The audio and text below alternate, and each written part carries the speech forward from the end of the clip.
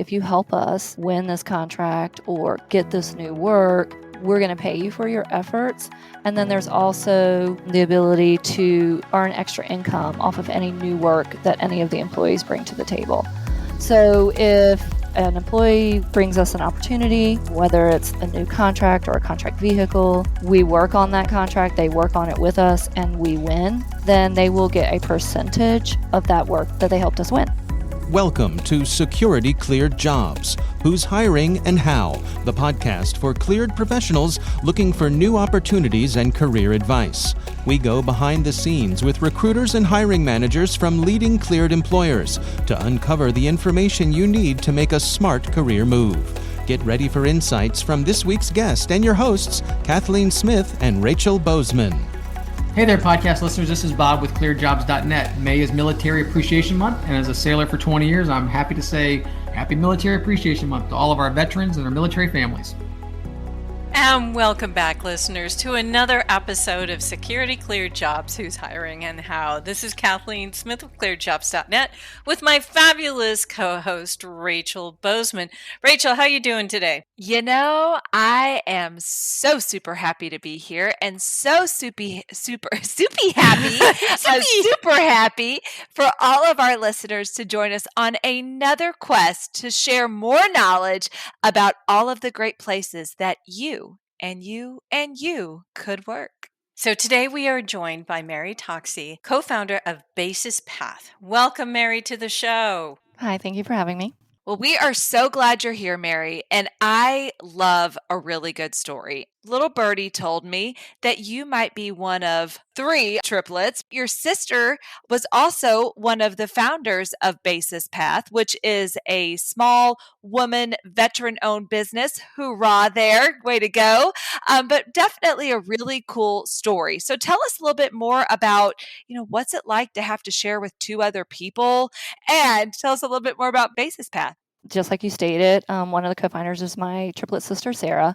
And then the third co-founder is Joe Ponzak, and he is a developer by trade. Sarah and I were both prior Air Force. I had an intelligence background and she had an IT background. So when we both got out of the military, we were enlisted. And so anybody that's listening and they're enlisted know that 90% of enlisted folks have part-time jobs just because we don't make enough money as enlisted folks. And Sarah was a personal trainer as her side job. So when she got out of the military, she pursued that a little bit while she was going to school. I got a job at Lockheed Martin, and I saw an internal job rec for a personal trainer. And I was like, Sarah, this will be perfect for you. And so I sent her the application. She applied, she interviewed, she got the job. Lockheed had that contract for a year and a half, and then they lost the contract. And so she had to go out and look for another job. But that is how she got her clearance. Now, what was super, super great about it is that the agency that she was at and the folks that she was training, she got this huge network of high-level government folks. So she established a network that she would have never had if she had just come in, maybe doing a regular IT job. And so that's how she entered into the intelligence community, which then later, when we started our company, was super fundamental and foundational as far as networking, that initial network that she had established being a personal trainer at one of the intelligence community agencies. And so fast forward, sequestration happened. And so for folks that don't know anything about what that is, it was a broad brush stroke across all the DoD to cut budgets by 10%. And it had a huge impact on the defense industry. And so companies started freezing promotions. I always make a joke and say, when the condiments aren't free anymore, we're in trouble. And so that was when Sarah and I were drawn to potentially work for a small company, because while you don't have the corporate ladder to go up necessarily in a small company, your contribution has more of an impact than in a large company, and they can tend to give you higher salary. And especially if you're going to help the business grow, right? So there's incentives there if you have that desire. And so Sarah found a small company. She recruited me, and she had worked with Joe, and she recruited Joe. I always say that not all small companies are cut from the same cloth. I find that a lot of folks, just like in any industry, are really driven by greed. Sarah and I and Joe all met for dinner one evening, and we were like, why don't we just try to start our own company? We can take all of the great lessons that we learned from the military, from working at the bigs, and Joe had worked in the commercial sector, so he brought a lot of that kind of innovation and technology. And we were like, why don't we just try it? We wanted to make a company that we would want to work for. And so it's incredibly employee focused. And we even put into our company bylaws that we have to profit share. And we did that at the very, very, very beginning when we started the company. And we all joke, before greed set in, we're forced. We don't want to be tempted later to not share with our employees. So that's the origin story of BasisPath. And, our main focus area is to be an employee-based company. Great story. Really love that backstory. Tell us a little bit more about what type of work you're doing in the Cleared community. I understand that you support 25 contracts at 5 different agencies. That's a very broad portfolio for a small contractor. Tell us a little bit about that. So one of our early experiences when we got our first real contract, and by real contract, usually when you start a company, job number one is to employ the founders. And so secure your job and your billable position. And so we did that. And then we partnered with one of the bigs on a major contract. And so we were really excited and we were given a lot of opportunities. And we were able to hire pretty rapidly on that first contract. Now, it was a brand new contract doing a brand new development effort. And so it was a high risk contract, but we were really excited about it. And after 2 years, they started downsizing on the contract. And so that impacted us. And for us, it was a learning experience in the sense we aren't going to be on this contract necessarily for the duration. And we're not sure if the contract is going to last for the original duration, or at least for the option years. And so we kind of panicked a little bit, and we were able to place everyone as they were downsizing. But it was enough of an experience for us to say, hey, we're going to diversify so that we can have multiple contracts and we're not in this position again. Now, Sarah and I and Joe, initially when we started, worked at 2 different agencies. So that put us in a unique position to begin with, because we initially started out already supporting 2 different agencies. And then after that, our reputation helped us be able to reach across to other agencies and specific work that we're doing for the intelligence community, which specifically is in the law enforcement area. So just last year, we're in intelligence community, DoD, but also now we are in law enforcement. Awesome. Thanks for sharing that. Quick question for you, because I know our listeners want to know, Miss Mary, is what security cleared positions or skill sets are you really honing in and looking for right now? So because of the different agencies that we work with, we have everything from TS to TSCI with Poly, TSCI with Full Scope. We do have the ability to clear folks, and we have cleared at least 10 of our employees. So are most of the cleared positions in the DC, Maryland, Virginia area? Yeah, it's primarily Virginia. We have some work in Maryland, and used to have a little bit more work in Maryland, but that work has moved and migrated down to the Virginia area, mostly because our most customers in the intelligence community are in the Virginia area.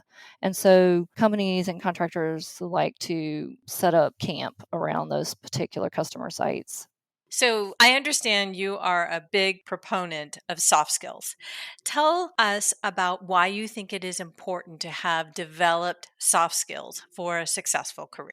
What I have experienced is that the soft skills folks are the folks that are usually leading the development teams.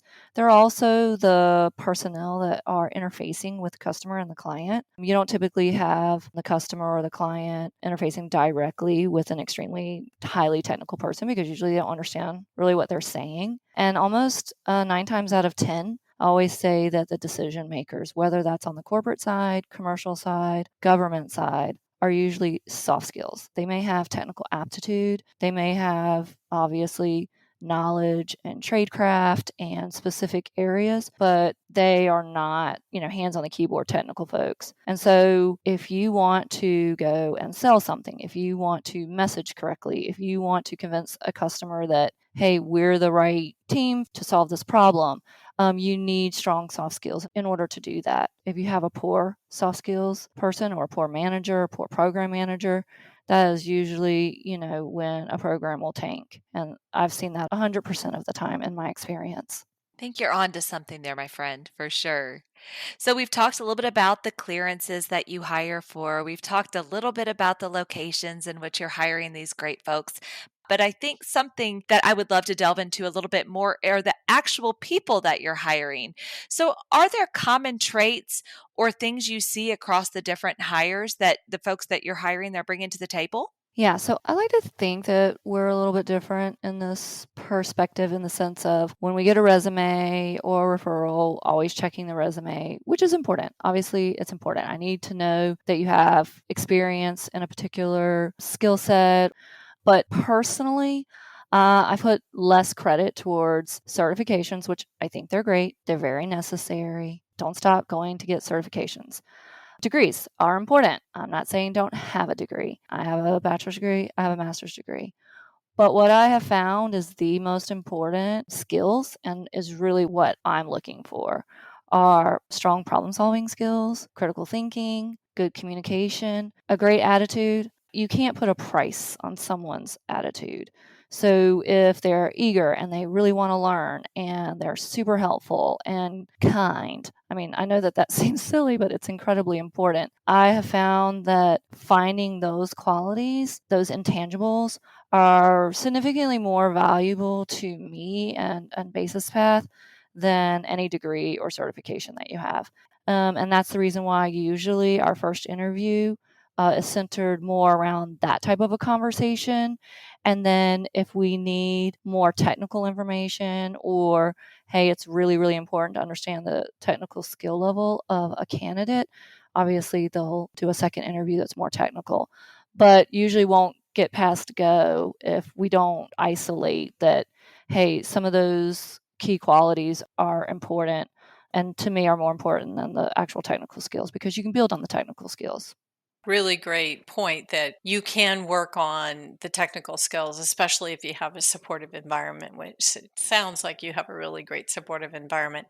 And talking about environments, we were all really sort of pushed to our limits with the pandemic.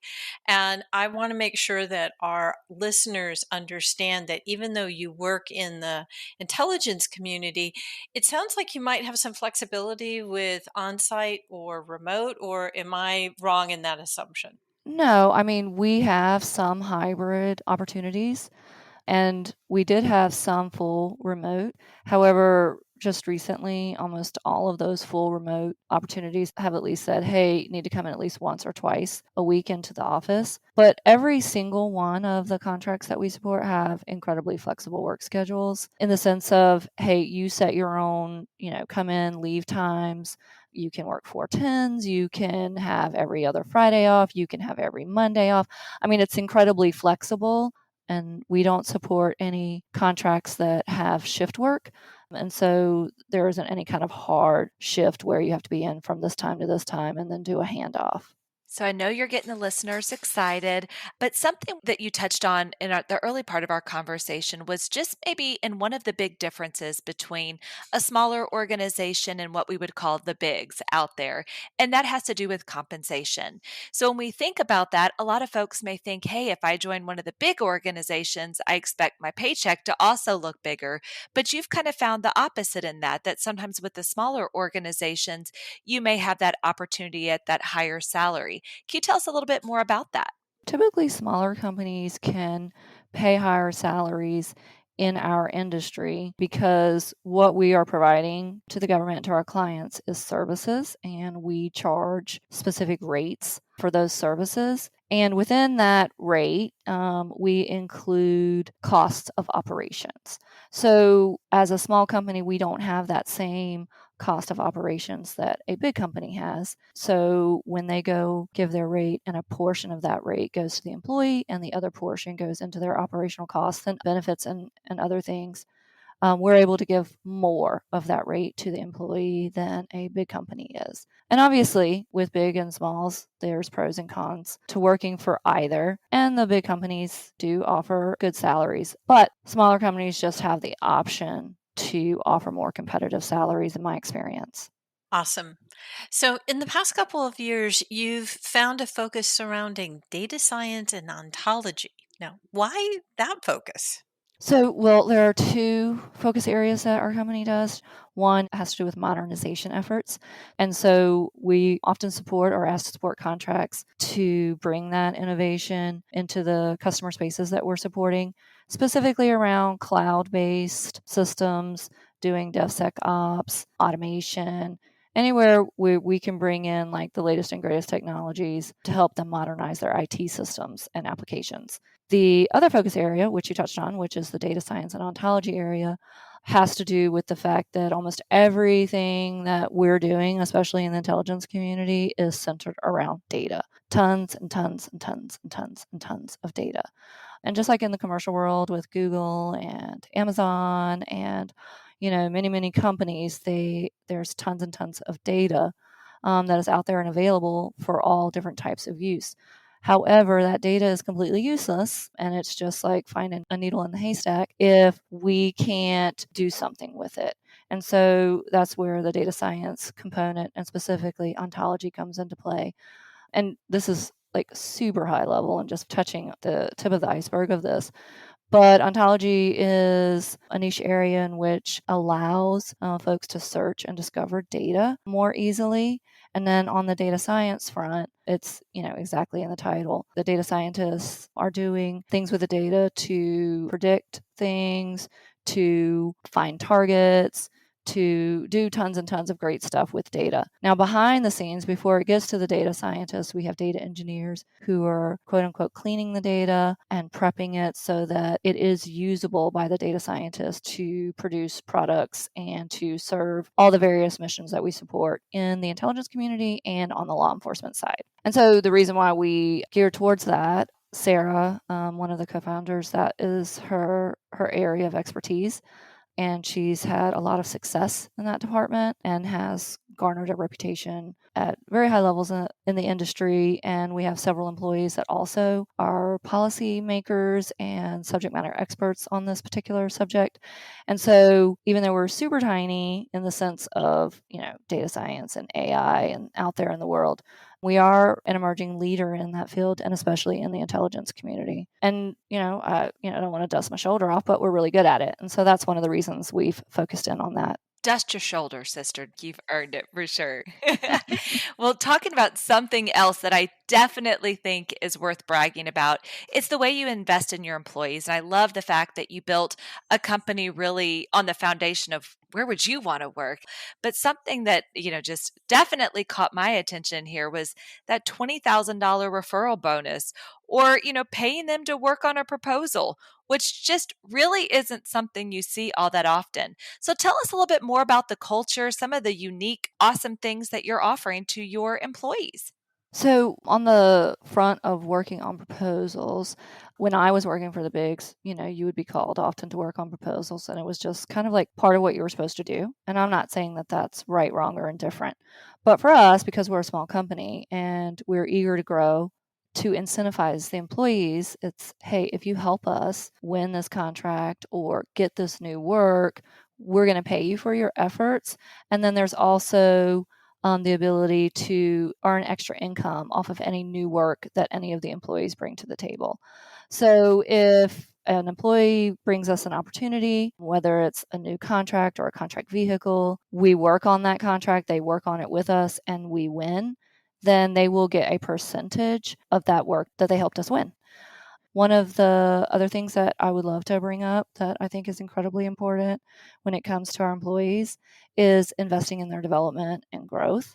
We partnered, as many, many companies have, with Udemy and offer free, unlimited training, pretty much anything that you can think of. So we pay for training, we encourage training and development because of the fact that we are a small company and we subcontract. The point of that is to go to a large company or a customer and say, hey, we have this niche skill set, or we have these highly skilled folks that you can't find or that you can't recruit, but we have them and here they are. Also, they're more marketable, the more valuable or more knowledgeable that the employees are. And so that's super, super important to us. It's just investing back into our employees, which are the face of BasisPath. That's wonderful. And I wish more companies would do that, because we all know that training and supporting career development is the way that we keep a really great workforce here in the security cleared community. So let's switch gears a little bit and let's talk a little bit more about your personal advice. As a veteran, what advice do you have for our listeners who are transitioning military as they seek work in the civilian sector? So, two things that I would definitely hit on. One, when I came out of the military, maybe it was just me, but this was my experience. I did not really translate well the cost of living in the civilian world versus cost of living in the military. So, salaries that seem like, wow, I can't imagine making that much money, is different in the civilian world than on the military side, especially on the enlisted front. And this might sound silly, but I know that I had a family when I was in the military, and I didn't take into consideration the cost of daycare in the military. It goes based off of your rank. But in the civilian world, everybody pays the same astronomical prices for daycare. And so there were things like that. Could have been ignorance, could have been the time. Maybe people are more savvy today. But I would encourage folks that are transitioning from the military to research that more. And then the second, which I think is the most important thing, is, and I have found this, is to not minimize your military service and the skills that you have gained being in the military. I genuinely believe that sets you apart from other folks. So don't minimize your military service, even if it doesn't directly translate to whatever it is that you're applying for in the civilian world. I think that is some pretty amazing advice for certain there. And I understand that your interview questions might be a little bit different than what others are asking out there. So, what are those interview questions and how do you use them? Well, first, I want to try to get to know the person originally. And so I am trying to figure out what it is that I think they care about. And so there are questions that are geared towards trying to differentiate if this person has an interest in maybe a particular mission that we might be supporting. Where do their interests lie? So then that way I can try to match them up with the right contract and the right program. And then I do ask scenario-based questions, nothing that you generally kind of see on the internet. I don't necessarily believe in questions that have to do with standard, what would you do if you had an angry employee or they didn't get along with other team members? And I'm not saying that there is no merit to that, but, we can all kind of have pretty standard answers for that.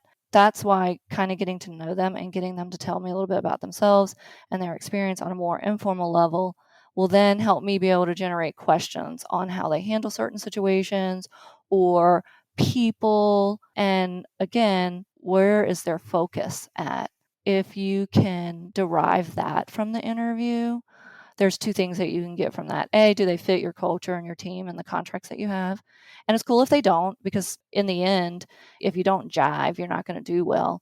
And then the second most important thing is placing them in the right position, because you want them to get as much enjoyment from the job as they can. And then we'll have high retention, which we do. Our company does have high retention. I would say probably higher than most. Awesome. So the big question, how can our cleared candidates in the audience get in touch with you? Go to our website, BasisPath.com, and LinkedIn is another great way to get in touch with us as well. Wonderful. Well, Mary, thank you so much for your time today. It was really great talking to you and learning your backstory and all the great things going on with BasisPath. Thank you for having me. I really appreciate it. And what another great session we had today. Mary had so many great things to talk about. I really loved the fact that she invests in her company by investing in her employees and making sure that everyone is well trained, and really talking about that career development, partnering with Udemy and making sure that people have those unique skills that we need in the intelligence community. Rachel, what grabbed your attention today? There was so much. I agree. It was such a fun conversation to learn so many different things. I love that the company was founded as a company that you want to work for. And I thought that was really cool, and really appreciated the fact when we got into talking about interviewing that they see more than just certifications or education, but really look for that culture fit and understand that interviewing really has to be that two-way fit. It can't just be about, hey, this works for the company. It has to be, it works for the candidate or the employee as well. And that just warms my little heart almost as much as you joining us today and listening to our show. So practice those soft skills. Listen on up. Make sure you go out there and rate our show. Tell a friend. Tell the person you just saw on the street. Tell everyone. If they're not listening, they are just not part of the cool crowd. So thank you. And until next time, bye-bye. Bye-bye.